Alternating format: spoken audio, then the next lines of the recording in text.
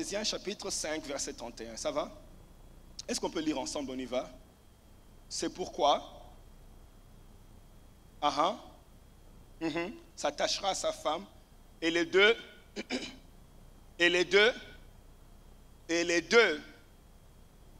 ok, verset 32, on y va. Ce mystère est grand. Est-ce qu'on peut encore dire ce mystère est grand? Ok, il dit, je dis cela à Christ et à l'Église.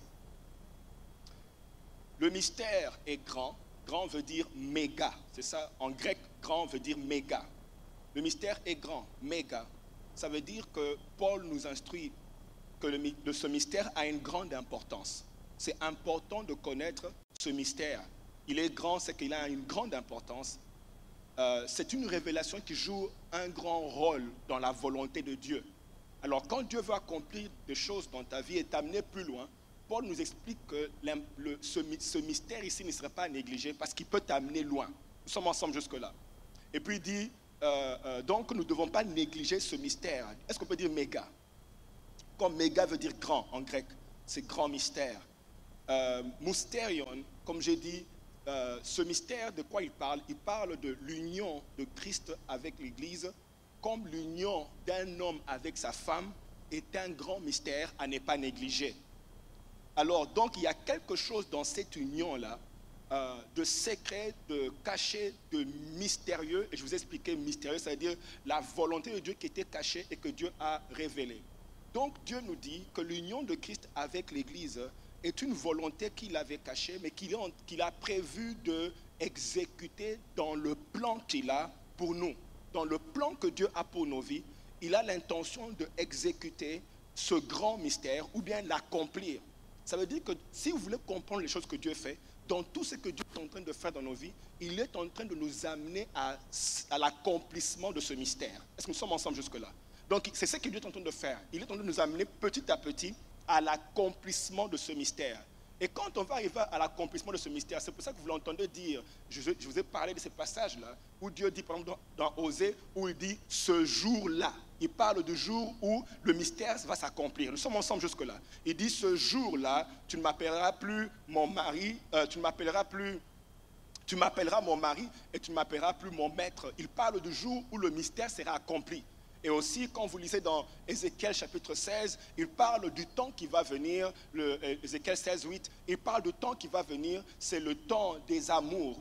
Donc ça veut dire que Dieu est en train de nous amener, en tant que corps de Christ, à une saison qu'il appelle ce jour-là, ou bien à un temps qu'il appelle le temps des amours. Nous sommes ensemble jusque-là.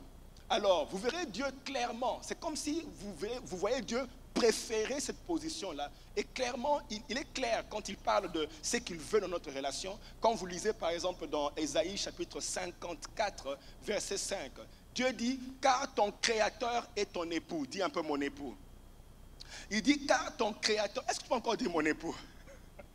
Car ton créateur est ton époux, l'Éternel des armées est son nom. Alors, il dit, mon nom c'est l'Éternel des armées, mais quant à ma position, je suis ton époux. Vous me comprenez? Il dit, quant à ma place dans ta vie,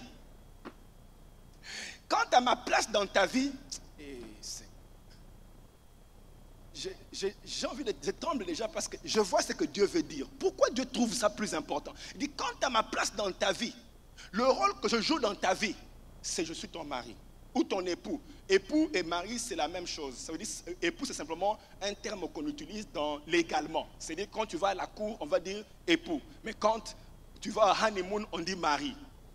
Est-ce que vous comprenez? Quand on va à la lune de miel, tu dis mari, mais à la cour, on dit époux. Mais c'est la même chose. Donc, il dit, ton créateur est ton époux, mais il s'appelle l'Éternel des armées. Dis un peu, mon époux, c'est l'Éternel des armées. Il dit, c'est ça même mon nom, c'est ça mon nom. Donc, ton époux, ton mari, s'appelle l'Éternel des armées. Ah. Vous voyez, ces choses ne sont pas nouvelles, mais comme c'est un plan de Dieu, Dieu fait des choses petit à petit. Donc, il amène comment je peux dire? Il y a des choses que Dieu amène dans nos vies en premier, qui ne sont pas nécessairement ce qu'il veut faire. il commence d'abord par un début, parce que toute chose a un début. Donc quand Dieu commence à travailler dans ta vie, il commence avec les premières choses qui ne sont pas nécessairement les plus importantes. Les plus importantes vont venir. Est-ce que ça va jusque-là? C'est-à-dire que même s'il est en train de te donner des choses, ce n'est pas ultimement ce qu'il veut finir avec. Alors,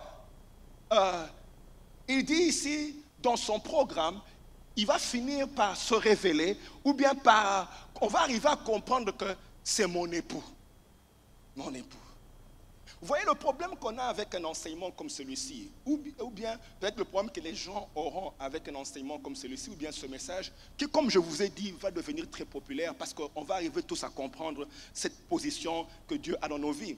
Mais le problème qu'on a avec un message comme celui-là, c'est à cause de la présence de certains mots qui sont utilisés. Des mots comme époux, des mots comme épouse, des mots comme nudité ou intimité. On les a entendus avant, mais nous avons entendu ces mots dans un autre contexte. Ce qui fait que quand tu arrives maintenant, quand Dieu commence à se présenter comme époux, nous avons tous des problèmes. Et quand Dieu dit que tu es épouse, nous commençons à avoir des problèmes. Et l'un des problèmes que nous avons, c'est surtout par rapport à... D'abord, c'est parce qu'on a entendu ces mots avant, mais aussi c'est par rapport à notre maturité. C'est-à-dire comment est-ce qu'on comprend les mots. Je parlais avec mon fils, il me dit, il regardait dans le temps ce qu'on appelle, comment on appelle, Papa Bonheur, ou comment on appelle, Cosby Show, voilà, il regardait Cosby Show. Il me dit, quand je regardais Cosby Show, quand j'étais plus jeune, il y avait des choses qu'il disait je ne comprenais pas. Mais plus j'ai grandi, maintenant je comprends quand il dit certaines choses par rapport au fait que j'ai maintenant un peu plus d'expérience. Et donc quand je réécoute la même chose, je comprends différemment à cause de l'expérience que j'ai dans la vie. Ça veut dire que Dieu va nous amener à un point où ces choses vont commencer à avoir un autre sens. Nous sommes ensemble jusque-là. Vous voyez, Paul, par exemple, il explique des choses. Quand vous lisez dans 1 Corinthiens, Paul explique la difficulté qu'il a à enseigner la parole de Dieu. Il dit, pendant dans 1 Corinthiens, chapitre 3, verset 1, il dit, « Pour moi, frère, ce n'est pas comme à des hommes spirituels que j'ai pu vous parler. » Il dit, « Mais comme à des enfants charnels, comme à des hommes charnels, comme à des enfants. » Il dit, et si vous allez au verset 13, il dit, et nous, je veux lire verset 12 par contre. Il dit, « Or, nous n'avons pas reçu l'esprit du monde, mais l'esprit qui vient de Dieu, afin que nous connaissions les choses que Dieu nous a données par sa grâce. » Ok, selon ce passage, pour connaître les choses que Dieu nous donne par sa grâce, nous devons avoir le Saint-Esprit. Est-ce que ça va? C'est ça qu'il dit, non? Il dit, afin que nous connaissions, est-ce qu'on peut les partir ensemble? Ensemble, on y va deux, afin que,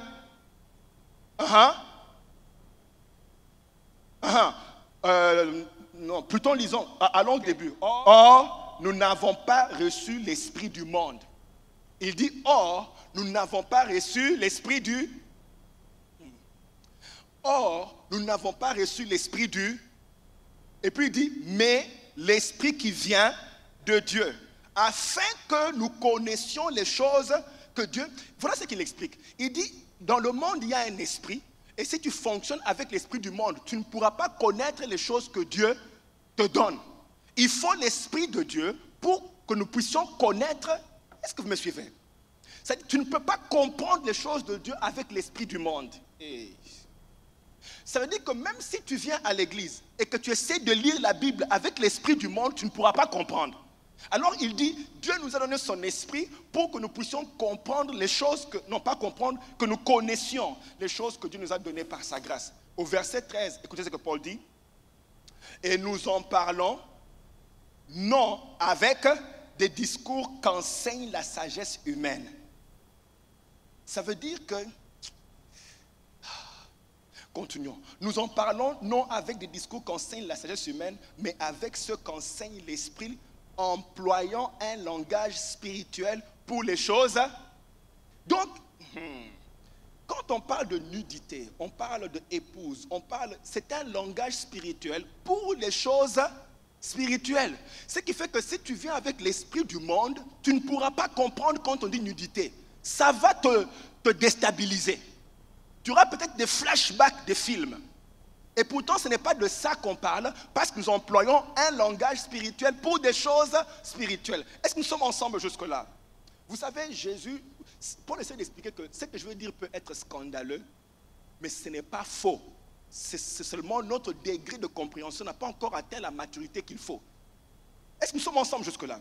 Jésus a eu des problèmes quand il a dit un jour, celui qui mange ma chair et boit mon sang demeure en moi et moi je demeure en lui. Automatiquement, le problème qu'on aura, c'est que les gens qui mangent les chairs et boivent le sang, c'est des sorciers. Donc tu auras un problème à comprendre un message comme celui-là. Il t'amène le salut. Il te dit, et puis Jésus n'a pas essayé d'expliquer. Il a seulement dit, c'est lui qui va manger ma chair et boire mon sang demeure en moi. Et moi je demeure en lui. Écoutez, là il me dit dans le verset 60. Après l'avoir entendu, plusieurs de ses disciples dire, ce langage est difficile à accepter. Qui peut continuer à écouter des choses comme ça? Les gens sont partis à cause de l'enseignement.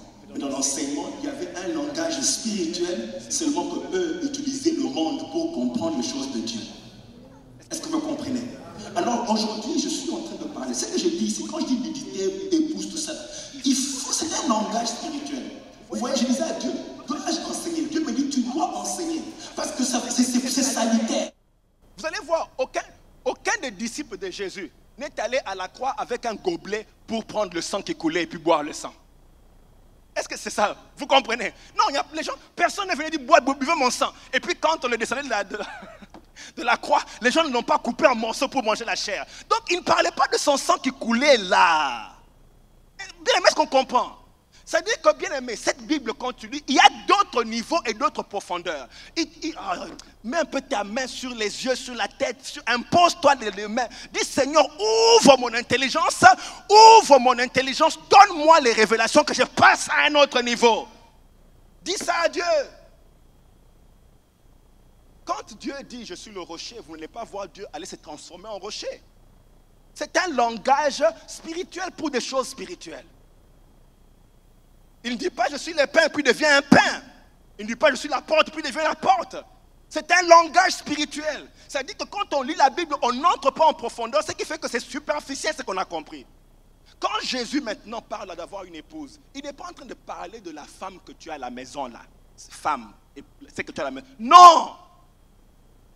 Ce n'est pas une affaire de genre, genre, femme, homme. Non, non. Ici, nous sommes dans d'autres dimensions maintenant. Nous entrons dans d'autres profondeurs. C'est d'autres choses. On parle d'autres choses. Dis un peu les choses spirituelles. Quand Dieu parle d'une épouse et qu'il veut une épouse, il est en train de parler, de l'état. C'est l'état d'un cœur qui te pousse à aimer Dieu avec une forte passion, comme une femme amoureuse aime son mari. Je vous dis, vous allez voir, Dieu décrit pourquoi il veut une épouse. C'est un état, c'est l'état de ton cœur qui te pousse à aimer Dieu avec une forte passion. Vous me comprenez? C'est de ça que Dieu parle. Il parle d'une épouse, il parle de l'état du cœur de la personne. Est-ce que nous sommes ensemble jusque-là? Vous voyez, Dieu décrit l'épouse, comment elle est, dans Jérémie chapitre 2, verset 2. Dieu décrit l'épouse, comment elle est. Est-ce qu'on peut lire ça ensemble? On y va. Jérémie 2, 2. Ensemble, on y va. 2. Voici ce que dit l'Éternel. Je me souviens de ton attachement de jeune fille, de jeune. Écoutez, Dieu dit, je me souviens de comment tu es en tant que jeune fille et jeune mariée. Il se souvient de quoi? De quoi? De l'amour et l'attachement. Il dit, en tant que jeune fille, jeune mariée, il y a un attachement, un amour. C'est ce que j'aimais. Et puis, là, il parle, c'est au passé qu'il dit ça. Il dit, verset, on continue. Et puis il dit, tu me suivais alors dans le désert, sur une terre impossible à ensemencer. C'est-à-dire qu'avec le cœur d'épouse, de jeune fille, ton attachement, ton amour, faisait en sorte que tu me suivais, même là où tu n'avais rien à recevoir de moi, tu me suivais quand même. Le terrain était désertique, mais tu me suivais. Ça veut dire que tu ne me suivais pas pour ce que tu allais avoir. Ton cœur me voulait moi et moi seul. Est-ce que vous me comprenez? Tu ne désirais que moi. Bien aimé, une femme amoureuse, elle va te suivre sur un arbre où vous allez dormir. C'est pour ça que des fois tu vas voir, on va dire, mais comment tu peux suivre un homme comme ça? Il n'a rien. Mais non, non, je suis une femme amoureuse. Je ne peux pas laisser. Non, une femme amoureuse. Et c'est ça l'état, c'est ça. Dieu dit, si je pouvais avoir ce cœur-là, de même quand tu n'as pas, tu peux continuer à m'adorer à Katabasha. Quand il n'y a rien, tu m'élèves comme si tu as tout. Mais parce que tu as compris que d'abord c'est l'époux. Dieu dit, c'est ce que le cœur. David avait un cœur d'épouse. David dans le psaume 63, verset 1, il dit, la Bible dit, le psaume de David, il écrit des cantiques. Où? La Bible dit, lorsqu'il était dans le désert. Dans le désert, il écrit des cantiques. Un amoureux. Écoutez son cantique. Oh Dieu, tu es mon Dieu. Ce n'est pas une récitation dans le désert. Ce n'est pas, oh Dieu, tu es mon Dieu. Non. Oh Dieu. Fais un peu, oh Dieu. J'ai entendu la voix de quelques amoureux ici. Dis un peu, oh Dieu. Voix des amoureux, oh. Donc, ça lui fait mal. Il dit, oh Dieu. Tu vois, quand tu manques vraiment la chose, tu ne l'as pas, tu veux. C'est, oh Dieu, tu es mon Dieu. Je te cherche, mon âme a soif de toi. Mon corps, le soupir de l'épouse. C'est ça les 21 jours qu'on va faire. Mon corps, vous savez bien aimé, Dieu regrette, vous savez, dans ces derniers, comment je peux dire, nous n'avons plus ce genre de prière. Ce n'est plus vraiment comme ça. Ce n'est plus comme ça. C'est ça que Dieu dit, je veux l'épouse qui peut arriver au point où que tu es, ce n'est pas ça qui t'intéresse, c'est l'époux d'abord. Vous savez ce qui nous fait pleurer aujourd'hui? Ce qui te fait pleurer, ce n'est pas, ce qui nous fait pleurer aujourd'hui, c'est les choses qu'on n'a pas. Ah, je n'ai pas eu. C'est ce qui nous fait pleurer aujourd'hui. Mais Dieu cherche des gens qui peuvent pleurer parce qu'ils ne sentent pas vraiment sa présence. Vous voyez, aujourd'hui, les gens peuvent ne pas avoir la présence de Dieu et continuer à vivre. Ils sont à l'aise. Il est à l'aise. D'ailleurs, même il s'est plaint qu'il n'a pas eu les chaussures qu'il voulait. Ça ne le fait rien de ne pas avoir Dieu. Tu ne sens pas Dieu, tu es normal. Mais Dieu cherche des gens qui, comme la tsunamite, elle dit, je me lève la nuit, je regarde sous le lit, il n'est pas là. Où est celui que j'aime? Elle dit, je le cherche sur le lit, il n'est pas là, je me lève pour aller le chercher. Où est celui que j'aime? Je ne peux pas continuer à avancer dans la vie sans sentir sa présence. Il y en a même qui continuent à venir à l'église, ils ne sentent pas la présence, ça ne leur dit rien. Aussi longtemps qu'ils peuvent avoir leurs chaussures, il n'y a pas de problème. Nous sommes devenus comme Saül. Il a régné pendant des années, sans l'arche de Dieu. Ça ne lui a rien dit. Ça ne l'a pas dérangé. David vient sur le même trône. Il se rend compte que l'arche n'est pas là. David mobilise toute l'église. Allons chercher d'abord Dieu. Saül était content d'être roi. Pour lui, c'était suffisant. Je suis roi. Pour lui, il m'a béni, c'est tout. Il y a des gens qui ne vivent que de bénédictions. Dès que tu as tes chaussures, ça va. Mais ça, David dit non. Je suis roi, j'ai un lit, mais je ne peux pas accepter ça. Où est Dieu? Oh Dieu, je te cherche, dis un peu, oh Dieu. David refuse de continuer à vivre sans Dieu. Il faut avoir Dieu.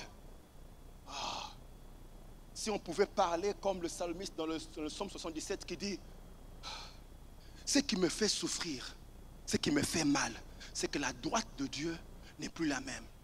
C'est-à-dire que je ne sens plus Dieu, ça me fait mal. C'est-à-dire, Seigneur, comment nous sommes devenus aussi insensibles au point où tu ne sens pas Dieu dans ta vie. Ça ne te dérange pas. Ça ne te fait plus rien. Oui, Dieu, ça ne te fait plus rien. C'est ce cœur-là. Vous savez, je vais vous dire une chose bien aimée. Parlons du cœur de l'épouse. Écoutez ce que Dieu a dit à l'épouse à Ève, quand elle a péché. Il dit à Ève, tes désirs se tourneront toujours vers ton mari. Dans cet état-là, Ève, ses désirs, ça veut dire que Dieu a proclamé une parole sur l'épouse. Et quand Dieu parle d'une épouse, il parle de celle-là qui a ses désirs toujours tournés vers l'époux.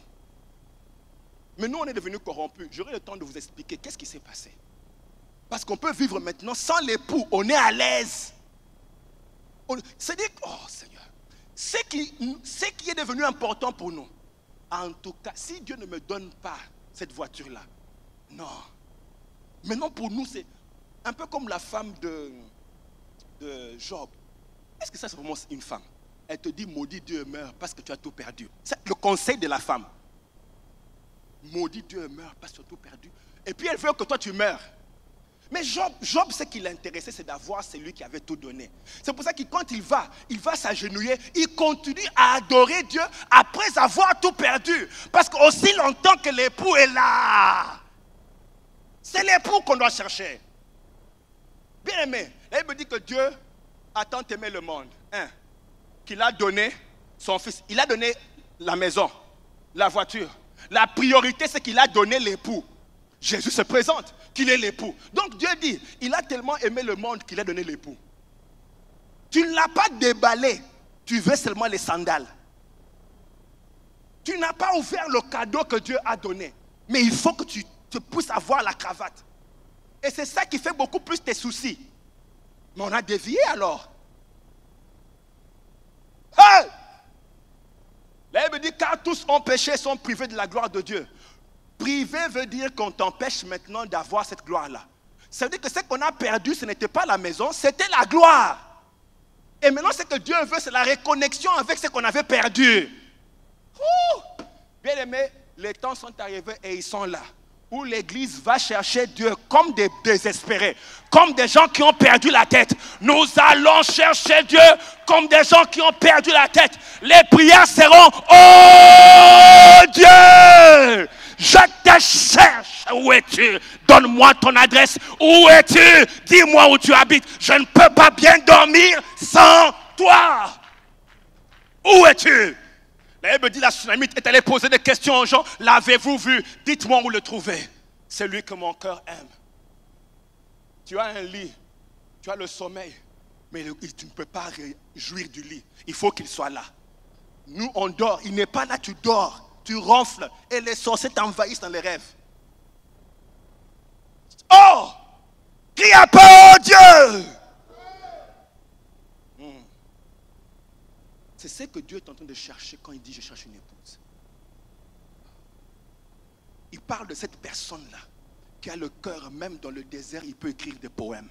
Voilà ce qu'il est en train de chercher. Vous avez compris maintenant que le cœur que Dieu veut restaurer à l'église, c'est le cœur de l'épouse.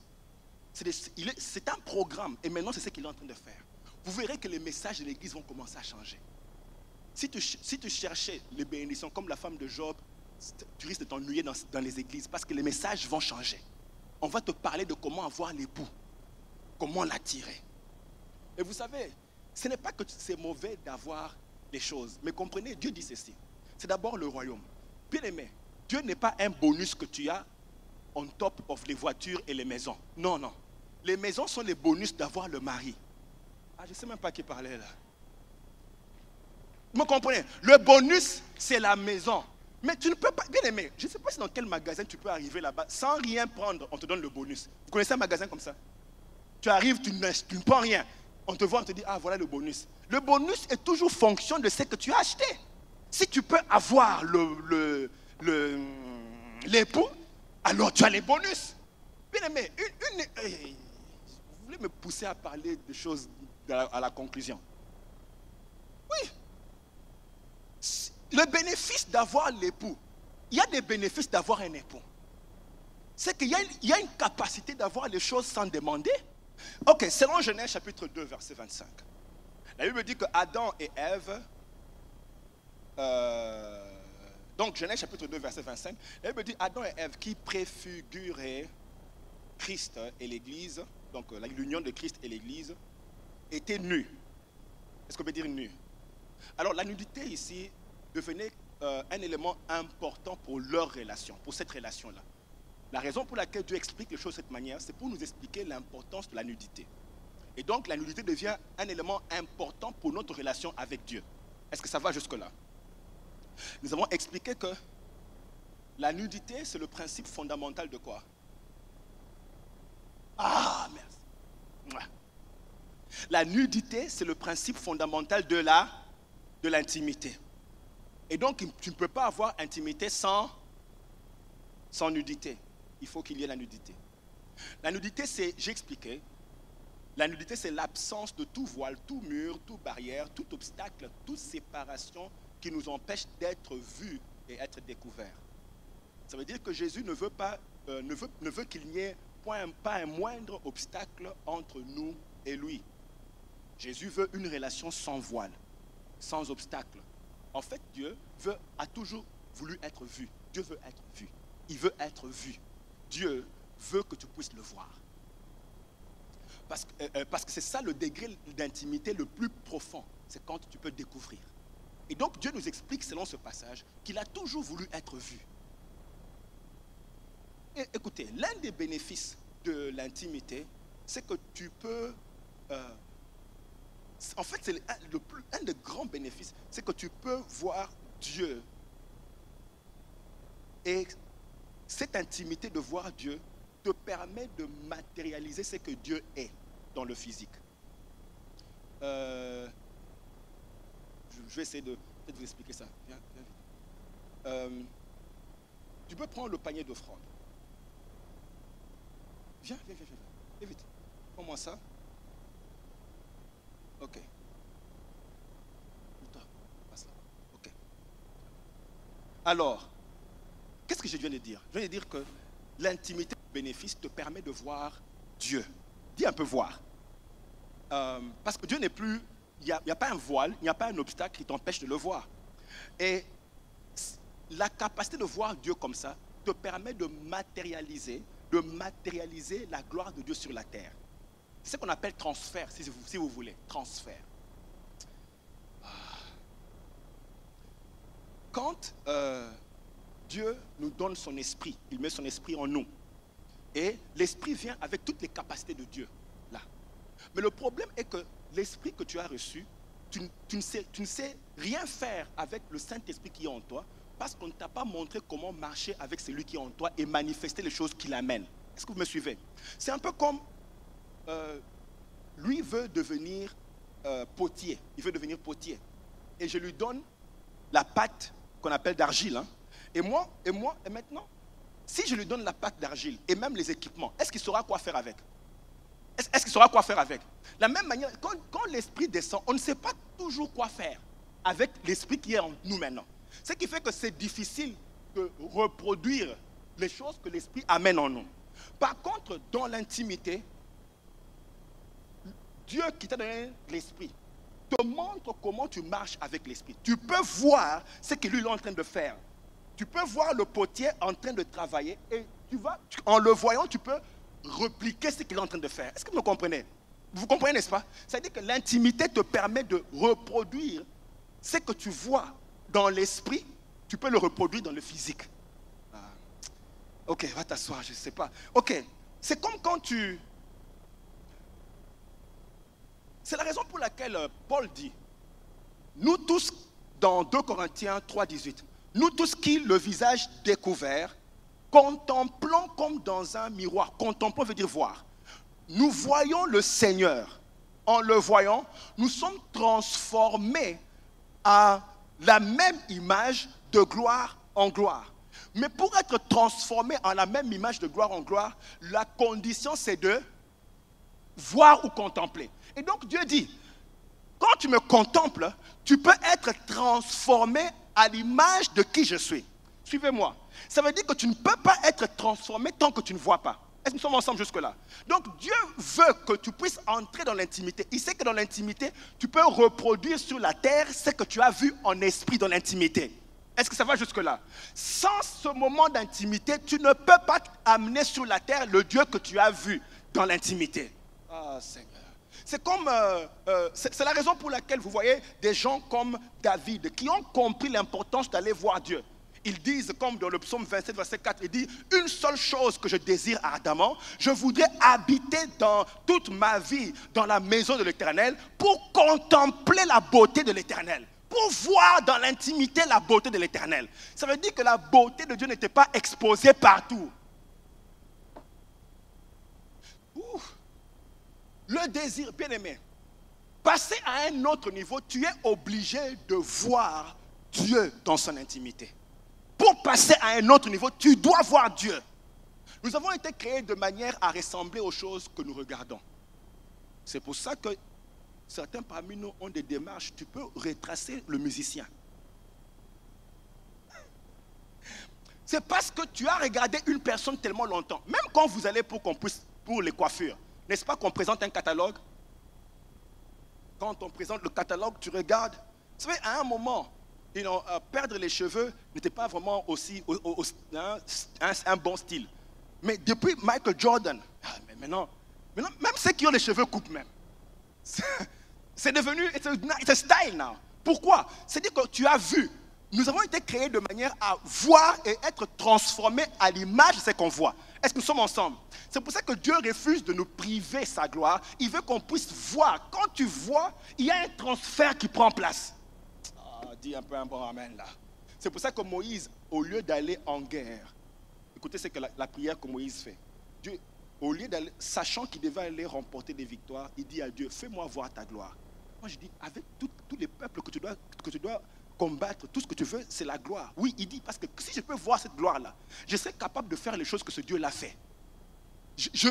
La puissance de ce Dieu sera révélée en moi ou manifestée en moi. Dis un peu un bon amen. Ok, nous avons compris que c'est important maintenant de voir Dieu.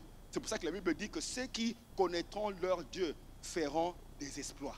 Ceux qui connaîtront, ceux qui verront leur Dieu. Connaître, c'est voir. Comment je peux dire? Les exploits, pour faire les exploits, la condition, c'est connaître Dieu. Dis un peu connaître Dieu. Le mot connaître n'est pas le même que celui qu'on connaît. Parce que le mot, pour nous connaître, c'est, tu dis bonjour à une personne sur Facebook, elle te répond. C'est devenu ton ami. C'est devenu ton ami. C'est fini. Ça, c'est mon ami. Maintenant, c'est mon ami. C'est qui? C'est mon ami. Je le connais. Tu ne connais pas. Tu ne sais même pas si la photo là sur Facebook, elle est correcte. Mais quand la Bible dit celui qui connaît Dieu, celui qui connaît, c'est la personne qui... c'est la personne... En fait, connaître, c'est être à mesure de voir l'intimus. Celui qui connaît, c'est la personne qui est intime. C'est ça, connaître. C'est le même verbe qui a été utilisé pour Adam et Ève, quand on dit Adam connut Ève et sa femme conçue. La connaissance te permet de matérialiser ou de concevoir. L'intimité, celui qui peut voir à l'intérieur peut concevoir à l'extérieur. C'est-à-dire qu'on ne sait pas quand est-ce que la femme est tombée enceinte, mais soudainement on la voit faire des choses. Si on te voit faire des choses, des exploits, tu dois leur dire, j'ai passé la nuit avec le roi. C'est dans le secret de la nuit avec les rois là que je suis tombé enceinte, que vous me voyez maintenant amener ces choses ici. L'exploit que vous me voyez faire, j'étais avec le roi dans les secrets. Vous ne savez pas quand j'étais avec lui, mais maintenant vous me voyez seulement faire des choses. C'est quand j'étais avec lui. C'est ça, Dieu veut que tu entres dans la chambre là pour découvrir. Bien aimé, l'église va faire des choses que le monde, ça sera scandaleux, dangereux, terrible. Alors, les gens qui ont fait des grandes choses, les ont reçus en privé. C'est pour ça que vous entendez un homme comme Paul dire j'ai été élevé au paradis. Et j'ai entendu des paroles inexprimables qui n'est même pas permis de parler à un homme de répéter ou de redire. Paul a vu des choses qu'il ne peut pas expliquer. C'est-à-dire que dans l'intimité, il y a des choses que tu ne vas pas dire. Tu fais seulement. On te voit seulement faire, mais la connaissance vient de loin. Nous sommes ensemble jusque-là. Ok, laissez-moi vous expliquer une chose ici. Et je vais terminer par ici. Quand Adam et Ève ont péché, ils sont allés s'habiller, n'est-ce pas? Ils ont porté les feuilles de fugue et ils se sont cachés derrière les arbres. Donc, Adam et Ève, si Dieu les avait créés comme ça pour avoir l'intimité, eux ont violé le principe d'intimité en s'habillant. Ça va jusque-là. C'est lui qui leur a créé, lui, il ne s'est pas habillé. Mais eux se sont habillés. Nous sommes ensemble. Alors, le fait qu'ils se sont habillés, ils ont élevé des barrières qui les empêchent maintenant de voir Dieu. Ce qui fait qu'ils sont sortis de la chambre d'intimité ou du lieu où on voit Dieu. Dieu les a mis dehors. Nous sommes ensemble jusque-là. Ok. Et même quand ils se sont habillés comme ça, quand ils ont péché, vous allez remarquer que les barrières, on a compris que c'est le péché. Les vêtements, c'est que nous séparent de c'est le péché. Mais il y a aussi l'impact du péché, les effets du péché. Quand ils ont péché comme ça, vous voyez qu'ils ont commencé à avoir peur de Dieu. Ils ont commencé à fuir Dieu. C'est-à-dire que les sentiments sont devenus déformés ou ils ont commencé à fuir Dieu.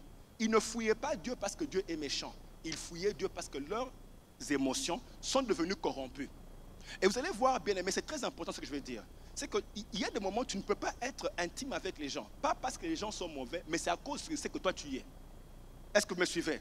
C'est-à-dire ici qu'eux fouillaient Dieu, pas parce que Dieu était mauvais, mais c'est à cause de leurs sentiments. C'est-à-dire que tu peux arriver à un point où même tu peux soupçonner des gens.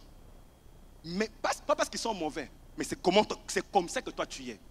Et ce qui fait que le péché a amené des conséquences qui nous empêchent vraiment d'être intimes.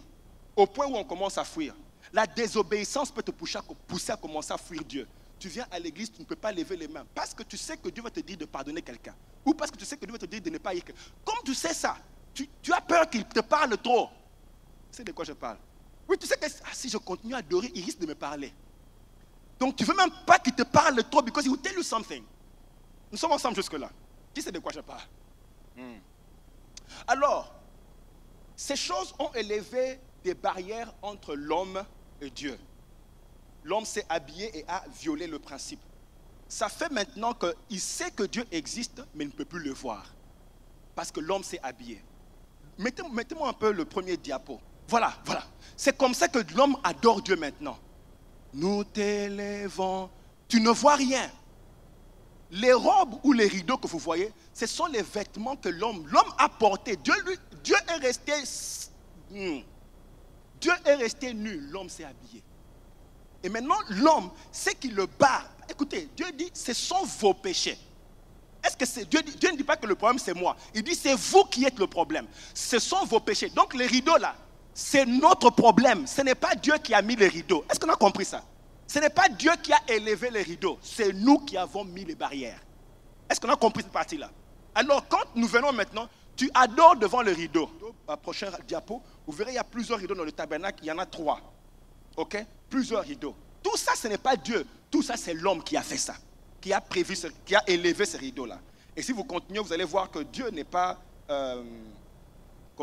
Dieu se cache derrière le dernier rideau. Il y a 1, 2, 3 rideaux. Et Dieu est derrière, si on peut continuer. Dieu est derrière. Voilà là où Dieu se trouve.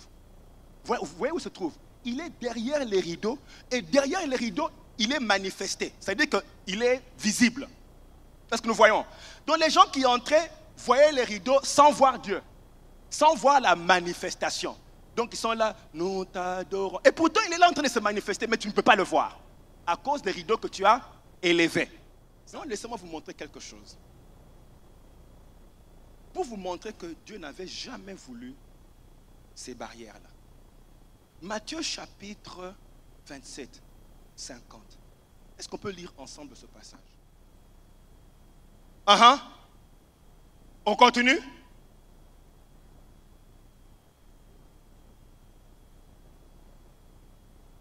Qui a déchiré le voile? C'est Dieu. Si Dieu a déchiré le voile, ça veut dire qu'il n'avait jamais voulu ce voile-là. Mais ce sont nos problèmes à nous qui ont élevé le voile. Mais lui, par sa puissance maintenant, comme il veut qu'on rentre dans l'intimité, il est venu déchirer les choses qui étaient entre nous. Maintenant, tu peux voir la gloire qui était derrière. Maintenant, tu peux voir le Dieu qui était derrière le voile. Lui-même, Dieu a déchiré. Dis un peu, il a déchiré. Hey, moi je dirais que si tu étais habillé, Dieu est venu te déshabiller. Ça c'est je vous dis, les prières de l'épouse, ça sera déchire les habits. Déchire les choses, bien aimé. Si tu veux entrer derrière ce voile-là, il faut que tu le laisses déchirer ta méchanceté. Il doit déchirer ta rancune. Il doit déchirer ta convoitise. Il doit déchirer la calomnie. Il doit déchirer ton orgueil. Il doit déchirer. Il faut laisser Dieu déchirer. Dis un peu, Seigneur, déchire. Laisse Dieu déchirer. Dis un peu, Seigneur, déchire, Seigneur, déchire. Et ça, c'est la dimension dans laquelle Dieu veut amener. Nous sommes arrivés. Ou bien aimé, ta façon de chercher Dieu sera différente. Ça veut dire que tu vas accepter. Tu vas dire à Dieu, je ne veux rien entre moi et toi. Je ne peux rien laisser entre moi et toi. Si c'est la voiture, alors prends la voiture, mais je te veux toi. Si c'est les chaussures, prends les chaussures, mais c'est toi que je veux. On va commencer à prier comme David pour dire, si tu veux prendre le royaume, prends-le, mais ne me prends pas ton esprit. C'est-à-dire que si tu veux prendre les choses ici, prends, cherche ce que tu as à prendre dans ma maison, mais ne me prends pas ton esprit. Je préfère te garder toi, même si je perdais tout. C'est les prières qu'on va commencer à faire. Tu ne pourras plus choisir le boulot au lieu de Dieu. Tu ne pourras plus faire ça. Parce que ton amour pour Dieu va te pousser. Tu penses à Dieu. Aïe, aïe, aïe. Tu te lèves le matin avec un désir. Je vais le rencontrer aujourd'hui. Rien ne peut te changer d'avis. Les biens du monde ne pourront pas te changer d'avis. Y a-t-il quelqu'un qui veut que Dieu déchire? Tu veux que Dieu déchire un peu? Ah, lèvons-nous un peu, lèvons-nous. Merci. Oh, bénis-le un peu, bénis-le. Merci Seigneur. Merci Seigneur. Seigneur, nous voulons te laisser faire ce que les hommes ne peuvent pas faire. Parce que nous avons le souci de te voir aller au-delà de ces voiles. Ah, les voiles de convoitise, les voiles de méchanceté. Nous voulons aller au-delà des voiles de la désobéissance. Nous voulons aller au-delà des voiles, des choses de ce monde pour t'avoir toi. Mon Dieu, révèle, qu'est-ce qu'il y a en moi qui est encore un vêtement qui m'empêche de voir ta gloire, qui m'empêche de te voir, de voir ta gloire. Qu'est-ce qu'il y a en moi? Qu'est-ce qu'il y a dans la vie de mon frère, de ma soeur, qui me limite dans les choses de l'esprit? Je sais que tu es là, mais il y a un rideau qui m'empêche de te voir. Je sais que tu es là, parce que même des fois, je te vois faire de grandes choses. Donc tu es là. Mais je ne peux pas te voir. Ça devient mon souci maintenant. Après avoir tout reçu, j'ai reçu de toi. Mais maintenant, les choses ne m'intéressent plus. Maintenant, c'est toi que je veux. Je deviens comme David, je crie, oh Dieu, je te cherche. C'est toi que je veux. Je deviens comme David. Même dans le désert, je me dis, j'ai le cœur de l'épouse. C'est toi que je cherche. Toi que je veux.